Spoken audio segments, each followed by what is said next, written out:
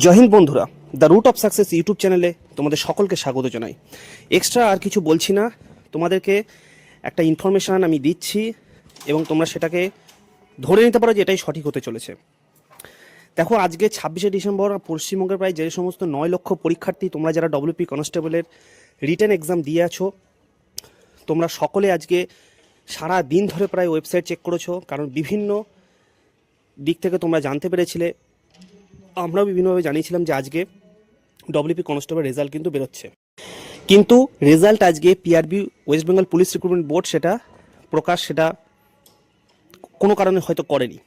একটু আগেও তোমরা একটা ভাইরাল একটা কাট অফ একটা দেখতে পেয়েছিলে, আমি সেটা দেখাচ্ছি, দেখো স্ক্রিনে।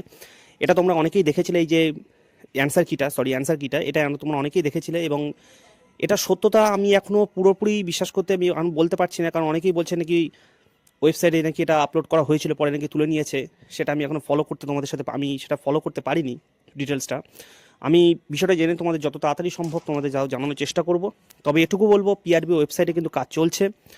পিআরবি ওয়েবসাইটটাকে তোমরা যেভাবে সবাই চেক করছে, এই যে জিনিসটা 9-10 লক্ষ যে একসাথে পিআরবি ওয়েবসাইটে ঢুকে যাচ্ছে, এটার কারণেও সমস্যা হতে পারে। তবে বলবো যে রেজাল্ট কিন্তু যেটা বলা হয়েছিল যে 26 এবং 27 এই 2 তারিখের মধ্যে বেরোবে, এটা কিন্তু কনফার্ম বেরোবে।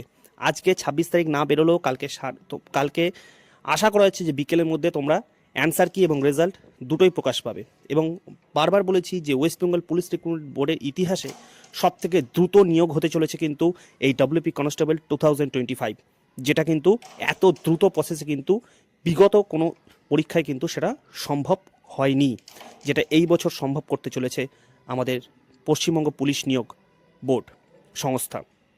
সকলকে বলবো, তোমরা মাঠের জন্য এবং ইন্টারভিউর জন্য লাগাতার কিন্তু প্রস্তুতি নিতে থাকো, সময় কিন্তু একদম নষ্ট করো না। রেজাল্ট কিন্তু তোমাদের কালকে বেরোনোর কিন্তু প্রবল সম্ভাবনা আছে কালকে রেজাল্ট বেরোনোর। সকলকে জানাই all the best of luck সবাইকে। জয় হিন্দ।